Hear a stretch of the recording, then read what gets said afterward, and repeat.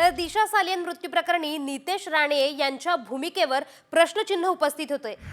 एसआयटीने summons करूनही भाजप आमदार नितेश राणे यांनी एसआयटी समोर जाणं टाळले। दिशा सालियन मृत्यू प्रकरणी आदित्य ठाकरे सातत्याने आरोप करणाऱ्या नितेश राणे यांना एसआयटीने समन्स बजावलं होतं। दिशा सालियन मृत्यू प्रकरणी पुरावे आल्यास सादर करण्यासाठी पोलिसांनी नितेश राणे यांना समन्स बजावलं होतं। मात्र समन्स करूनही नितेश राणे यांनी एसआयटी समोर उपस्थिती का दर्शवली नाही, उपस्थित न राहण्याची मागणी का केली आहे, असा सवाल आता उपस्थित होतोय।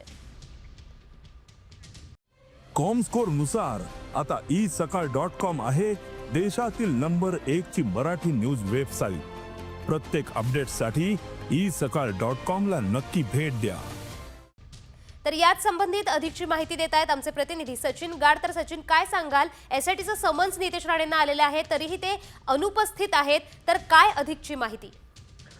नक्कीच आपण बघतोय की नितेश राणे हे दिशा सालियन मृत्यू प्रकरणावरून त्यांनी सातत्याने आदित्य ठाकरे यांना लक्ष केलं होतं। एवढंच नव्हे तर आता नव्याने दिशा सालियनच्या वडिलांनी जी याचिका दाखल केलेली आहे, त्यानंतर देखील त्यांनी आदित्य ठाकरे यांच्या राजीनाम्याची मागणी केलेली आहे। मात्र या संपूर्ण प्रकरणाचा तपास करण्यासाठी डिसेंबर 2023 साली एसआयटी स्थापन केली होती आणि तेव्हा एसआयटीने नितेश राणे यांना समन्स केलं होतं आणि त्यांच्याकडे काही पुरावे असतील का तर ते सादर करण्यास सांगितलं होतं। मात्र नितेश राणे या समन्सला उपस्थित राहिले नाहीत, त्यांनी कधी पोलिसांसमोर जाणं हे टाळलं होतं। त्यामुळे एकीकडे मीडियामध्ये अशा प्रकारचे आरोप करायचे आणि जेव्हा पोलीस समन्स करतात तेव्हा जायचं नाही। त्यामुळे आता नितेश राणेंच्या भूमिकेवर देखील एक प्रश्नचिन्ह उपस्थित झालंय।